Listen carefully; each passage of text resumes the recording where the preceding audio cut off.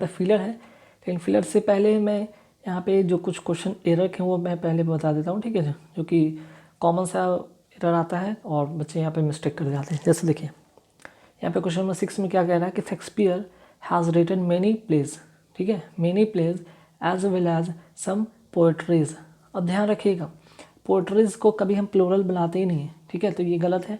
हम क्या करेंगे पोएट्री ही लिखेंगे, ठीक है। इसका कभी भी क्या होता है प्लूरल, इसका जो प्लूरल होता है वो नहीं बनता है। तो पहले 6 वाले क्वेश्चन में पोएट्रीज ना करके आपको पोएट्री करना होगा, ठीक है। तो कई बार आप प्रैक्टिस करेंगे तो ये चीज़ आपको पढ़ने से पता चलेगा। विदाउट प्रैक्टिस आप नहीं बता सकेंगे कि इसमें एरर क्या है, ठीक है। और काफ़ी सारे जो इंपॉर्टेंट रूल है उन्हें भी आप ध्यान रखेंगे। जैसे question number neither of the girls were willing to accept the proposal. आपको नाइदर से वर्ड सेंटेंस स्टार्ट दिख रहा है, तो नाइदर से जब भी सेंटेंस दिखे आइदर से दिखे, ऐसे केस में वर्ब जो होता है वो कभी भी प्लूरल नहीं होगा, वो क्या होगा सिंगुलर होगा। वर्ब क्या होगा हमेशा सिंगुलर होगा, ये बात आप नोटिस करेंगे, ठीक है। और नाइदर ऑफ के बाद जैसा कि यहाँ पे बताया जा रहा है कि जो नाउन होगा यहाँ पे वो हमेशा क्या होगा वो प्लूरल में होगा, ठीक है, नाउन हो या आपका यहाँ पे इसके अलावा प्रोनाउन हो। तो खैर ये चीज़ इंपॉर्टेंट है कि नाइदर से शुरू होगा या आइदर से शुरू होगा, ऐसे वर्ड काफ़ी इंपॉर्टेंट प्ले करेंगे। आप सिंगुलर का यूज़ करेंगे, सिंगुलर वर्ब का यूज़ करेंगे, ठीक है। नेक्स्ट क्वेश्चन यहाँ पे पढ़ते हैं, a interesting book a tale of two cities was written by Alexander Dumas. अब यहाँ पे बात समझने वाली बात है, ए इंटरेस्टिंग बुक। अब आर्टिकल से यहाँ पे रिलेटेड एरर आ गया, ठीक है। आर्टिकल से रिलेटेड एरर क्या हो गया, यहाँ पे एन इंटरेस्टिंग लिखा है, ठीक है, एन इंटरेस्टिंग बुक, क्योंकि बुक की बात की जा रही है। और ये बुक के अगर हम यहाँ पे एन इंटरेस्टिंग बुक, तो बुक काउंटेबल है, उसके पहले अगर एडजेक्टिव लगा दिया जाए तो हम आर्टिकल किसके पहले लगाएंगे, उसे एडजेक्टिव के पहले लगाएंगे, ठीक है। तो एन इंटरेस्टिंग बुक यहाँ पे सही होगा, क्लियर, ए नंबर ऑप्शन में होगा। नेक्स्ट है an Indian there are many poors, an Indian there are many poors, ठीक है। मेनी पुअर्स, पुअर क्या है अपने आप में एक एडजेक्टिव है, तो इसे हम क्या करेंगे ऐसे यस नहीं लगाएंगे, यहाँ पे क्या होगा सिर्फ असु पुअर होगा, ठीक है। नेक्स्ट है कि I work as medical representative for 8 months। अब देखिए आई वर्क एज के बाद आपको यहाँ पे क्या लगाना होगा, ए लगाना होगा, एज ए मेडिकल रिप्रेजेंटेटिव, ठीक है। ए भी लगा सकते हैं यहाँ पे द भी लगा सकते हैं। तो यहाँ पे एक आर्टिकल का डिमांड है, यहाँ पे आप आर्टिकल एक यूज़ करेंगे, ठीक, क्योंकि एज ए मेडिकल रिप्रेजेंटेटिव कहा जाता है, यहाँ पे एज ए काउंटेबल इसको समझा जाता है ना। अब चलिए फटाफट हम ऊपर में क्या था फिलर था, चलिए फिलर भी फटाफट देख लेते। कई जो कुछ फिलर ऐसे होंगे जो कि सेंटेंस बेस्ड होंगे, सेंटेंस पर अगर आपको समझना होगा तब आप कर सकते हैं। कुछ ऐसे होंगे जहाँ पर डायरेक्ट आप रूल्स को यूज़ कर सकते हैं। जैसे देखिए फर्स्ट सेंटेंस की अगर हम बात करें, a group of agitators does the mob, agitators है और यहाँ पे मॉब है, दो चीज़ है, break down the vice chancellor door, ठीक है। ब्रेक डाउन द क्या करा भाई, वाइस चांसलर का डोर को क्या किया है, ब्रेक डाउन किया है ना। तो ध्यान रखिएगा यहाँ पे ग्रुप ऑफ एजिटेटर्स क्या करेगा, एक्साइटेड तो नहीं करेगा, पॉजिटिव सेंस की बात है ये करेगा नहीं। एक्साइटेड की बात पॉजिटिव सेंस में नहीं करेगा, थ्रेटन नेगेटिव सेंस में है और इंसाइटेड भी नेगेटिव सेंस में है। लेकिन यहाँ पे क्या हो रहा है, मॉब को क्या करे, थ्रेटन नहीं कर सकते हैं, ठीक है। आप एक भी किसी एक को दो को पर्टिकुलर किसी को थ्रेटन कर सकते हैं, लेकिन एक पूरे के पूरे मॉब को आप थ्रेटन नहीं कर सकते, बल्कि क्या कर सकते हैं इंसाइटेड कर सकते। क्यों, break down the vice chancellor, वो जब वाइस चांसलर उसके अगेंस्ट में आप क्या करें उसको इंसाइट करें। इंसाइट मतलब क्या होता है उकसाना, ठीक है। इसका मतलब होता है क्या, उकसाना या भड़काना, जो भी समझे, उकसाना या भड़काना या जिसे और भी क्या कहते हैं इंग्लिश में प्रोवोक भी कहते हैं, प्रोवोक करना, ठीक है। चलिए अब जो नेक्स्ट जो क्वेश्चन है ये काफ़ी इंपॉर्टेंट है, ठीक है। ये बेस्ड है आपका फ्रेजल वर्ब से। जैसे टर्न के साथ ऑन भी होता है यूज़, आउट भी होता है, ऑफ भी होता है, डाउन होता है। यहाँ पे turn the lights dash before you go to bed, means bed पे जाने से पहले आप क्या करेंगे, लाइट को कभी ऑन नहीं रखते बल्कि क्या करते हैं ऑफ करते हैं, तो ठीक है। और ऑफ होगा यहाँ पे, ऑन का मतलब चलाना, अगर टर्न के साथ ऑन लगा जाए तो क्या होगा चलाना, ठीक है। अगर टर्न के साथ ऑफ लगेगा तो क्या होगा बंद करना, है ना। अब यहाँ पे टर्न आउट का मतलब क्या होगा, टर्न आउट का 2-3 यहाँ पे अर्थ निकलता है, जैसे कि बताते हैं यहाँ पे। पहले तो होगा यहाँ पे टर्न आउट का मतलब होता है उत्पन्न करना भी होता है, सेंटेंस के आधार पे होगा उत्पन्न करना, प्रोड्यूस, ठीक है। दूसरा हो गया आपका साबित होना मीन्स कि प्रूव होना, साबित होना, या फिर ऐसा भी हो सकता है बाद में पता चलना, ठीक है, बाद में पता चलना, बाद में किसी चीज़ के बारे में पता चलना, ठीक है। टर्न डाउन काफ़ी इंपॉर्टेंट है, ये भी इंपॉर्टेंट। टर्न डाउन का मतलब क्या होगा भाई, नोट कर ले। टर्न डाउन का मतलब होगा यहाँ पे अस्वीकार करना, अस्वीकार करना मीन्स कि रिजेक्ट करना, ठीक है। आंसर जो होगा आपका बी नंबर ऑप्शन होगा, इसमें बी नंबर ऑप्शन होगा। लेकिन आप इन तीनों का मतलब ये समझिए, टर्न ऑन में से चलाना, टर्न ऑफ मतलब बंद करना, टर्न आउट मतलब साबित होना, बाद में पता चलना या उत्पन्न करना है, टू प्रोड्यूस या प्रूफ, या बाद में लेटर बाद में पता चलना, ठीक है। या फिर टर्न डाउन का मतलब होगा रिजेक्ट करना। क्लियर। अब आते हैं नेक्स्ट पे, there is no dash evidence to support your assertion, ठीक है। अब यहाँ पे क्या होगा, there is no evidence, evidence की बात हो रही है। एविडेंस यहाँ पे क्या है भाई, आपका नाउन है। नाउन के पहले हमें क्या यहाँ पे चाहिए, एडजेक्टिव। तो एडजेक्टिव में यहाँ पे कौन सा होगा, एडजेक्टिव में यहाँ पे फैक्चुअल होगा, ठीक है।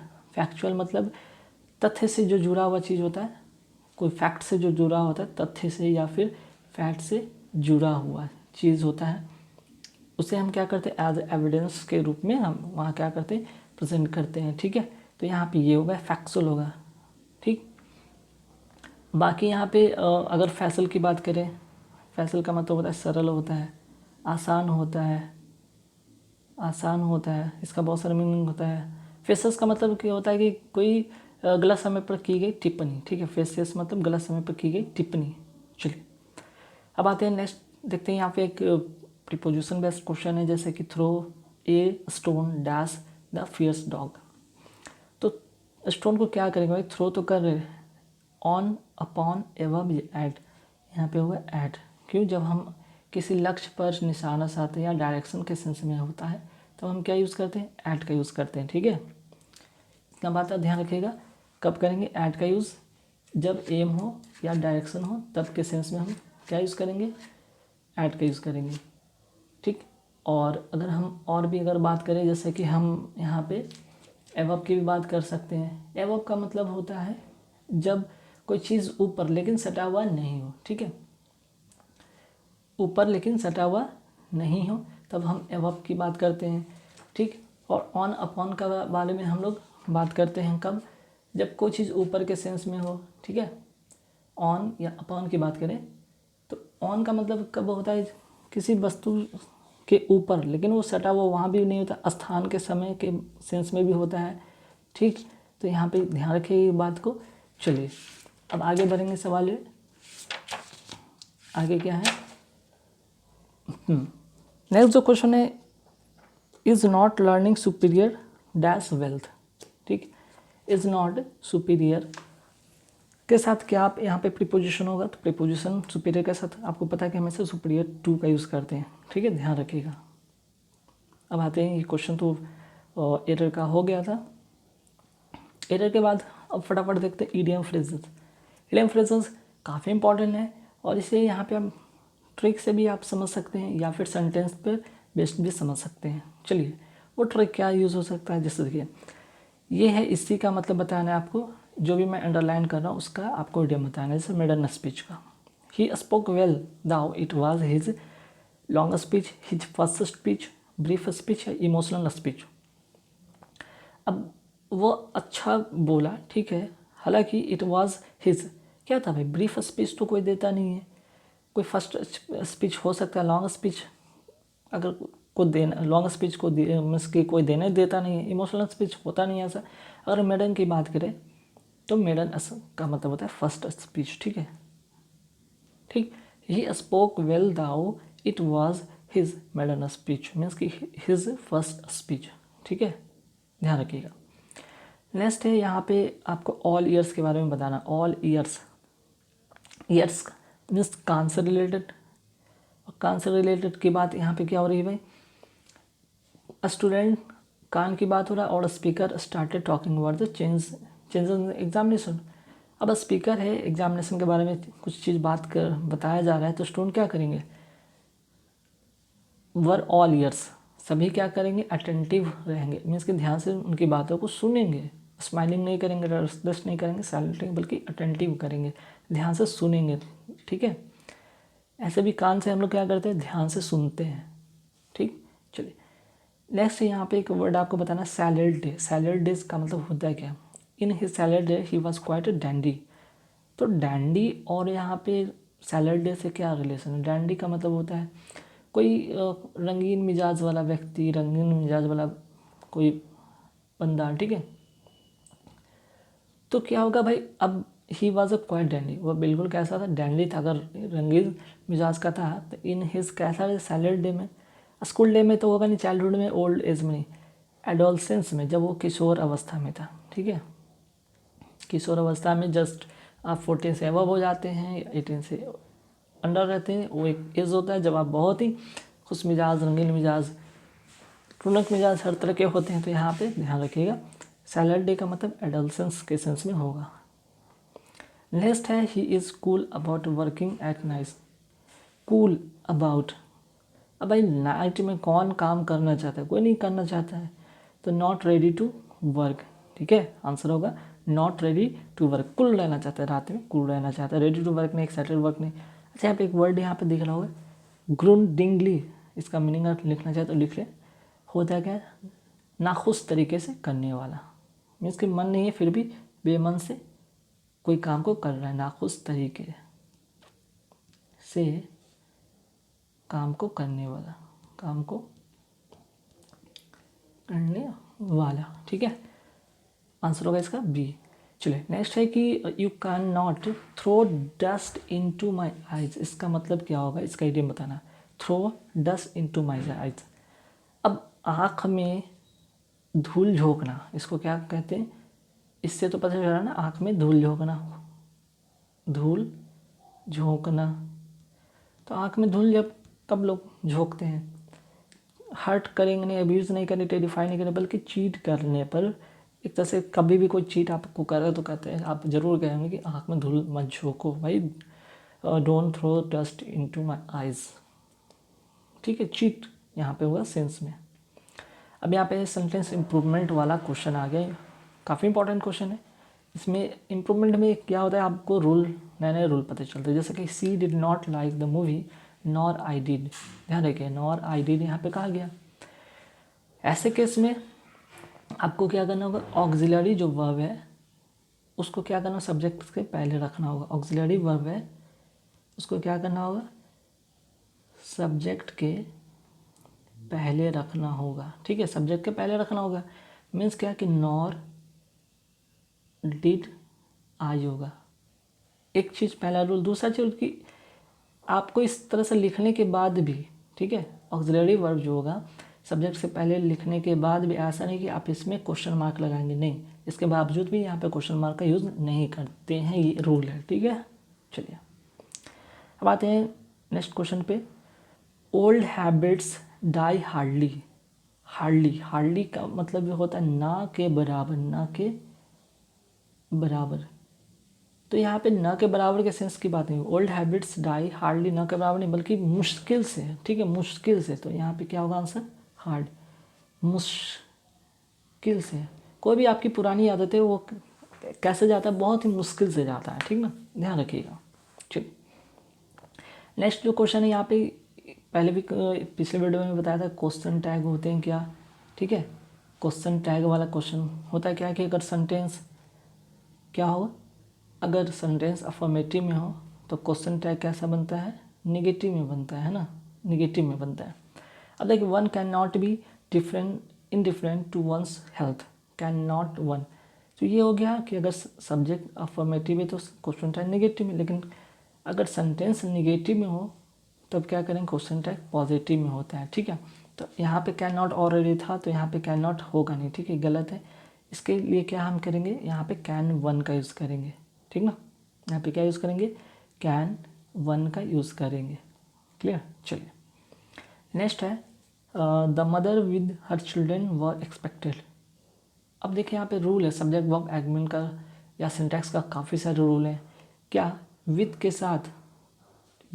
साथ अगर दो नाउन जुड़ा हो, ठीक है, विथ के साथ दो नाउन जुड़ा हो तो पहले वाले नाउन के अकॉर्डिंग आप वर्ब का यूज़ करेंगे, ठीक है। तो पहले वाले अकॉर्डिंग यहाँ पे जो नाउन है ये क्या है, सिंगुलर है। अगर ये सिंगुलर है तो जाहिर सी बात है ये भी क्या होगा, यहाँ पे सिंगुलर होगा, तो यहाँ पे वॉज होगा, ठीक है। चलिए नेक्स्ट क्वेश्चन है, Sohan is pleased at the news yesterday. अब देखिए यस्टरडे से पता चला कि ये पास्ट की बात है, तो पास्ट के बाद के लिए हम क्या करेंगे, पास्ट का यूज़ करेंगे, ये तो होगा नहीं, ठीक है। तो क्या होगा यहाँ पे सी नंबर से वॉज प्लीज्ड होगा, Sohan was pleased at the news yesterday. Had been pleased नहीं, क्योंकि वो पास्ट में वो याद ही था, लेकिन यहाँ पे पास्ट की चीज़ वो कंप्लीट हो चुकी है, ठीक है। तो यहाँ पे वॉज प्लीज्ड करेंगे। देखिए अब यहाँ पे साइनो की बात होगा, मीन्स कि सिनोनिम की बात होगा, बेस्ट एक्सप्रेस की बात होगा। जैसे पिटिशन का मतलब यहाँ पे क्या होगा, या पिटिशन से रिलेटेड यहाँ पे क्या होगा। पिटिशन का मतलब होता है कि, तो देखिए पिटिशन का जो होगा करेक्ट साइन होगा वो होगा अपील। अपील मतलब अनुरोध करना, अपील करना, ठीक है। रोटेशन नहीं, कोई चक्कर लगाना नहीं, एडमिनिस्ट्रेशन की बात नहीं है, वोकेशंस की बात हो नहीं रहा है, यहाँ पे अपील की बात हो रहा है। अब आते हैं प्रोपोजिशन। प्रोपोजिशन का मतलब होता क्या है, तो प्रोपोजिशन का मतलब एक होता है प्रस्ताव होता है, ठीक है, प्रस्ताव। तो प्रस्ताव के सेंस में हम क्या करेंगे, प्रोपोजिशन का मतलब होता है प्रपोजल, ठीक है। इंटीमेशन नहीं, कोई सूचना नहीं की बात हो रही है। प्रोटेस्टेशन का मतलब कोई विरोध या आपत्ति की बात नहीं हो रही, ठीक है। इंटीमेशन का मतलब सबको पता है कि सूचना होता है, और इसका मतलब होता है आपत्ति या फिर विरोध जिसको कहते हैं। चलिए अब आते हैं विवेशियस। काफ़ी इंपॉर्टेंट वर्ड है, कई बार एग्जाम में पूछा भी गया है। विवेशियस का मतलब होता है ऊर्जावान, जिसको कहते हैं ऊर्जावान या फुर्तीला, फुर्ती से भरा या फुर्तीला कहते हैं। तो आंसर जो होगा इसका, सॉरी ये विवेशियस की बात हो रही है इसका, ठीक है। तो इसका जो होगा साइनो होगा वो होगा लाइवली। लाइवली मीन्स ऊर्जावान या फुर्ती से भरा। अब आते हैं लैंग्वेज। लैंग्वेज का मतलब होता है क्या, नोट करना चाहें नोट कर लीजिए, आलसी, ठीक है। हालांकि इसका जो आंसर होगा वो होगा बी होगा, लेकिन इसका मीनिंग भी समझ लीजिए। लैंग्वेज का मतलब होता है, लैंग्वेज का मतलब होता है आलसी, ठीक है। परसेप्टिबल का मतलब होता है स्पष्ट। स्पष्ट का एक और मीनिंग होता है लूसिड भी बोलते हैं, एक्सप्लिसिट भी कहते हैं, ठीक है। तो कई बार ऐसे एक वर्ड आते हैं एग्जाम में। स्पोरैडिक का मतलब होता है रुक रुक कर, रुक रुक कर, मीन्स कि रुक रुक कर मीन्स कि एक क्रम से नहीं, मीन्स कि स्कैटर्ड वे में, ठीक है। स्कैटर्ड वे हुआ इसका आपका साइन। अब आते हैं प्रिजर्व।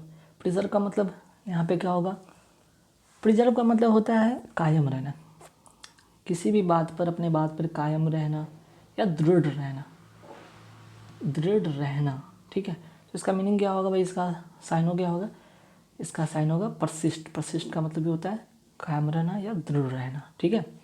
वैसे फिकल का मतलब नोट कर सकते हैं, चंचल होता है या अस्थिर भी होता है, स्थिर नहीं अस्थिर।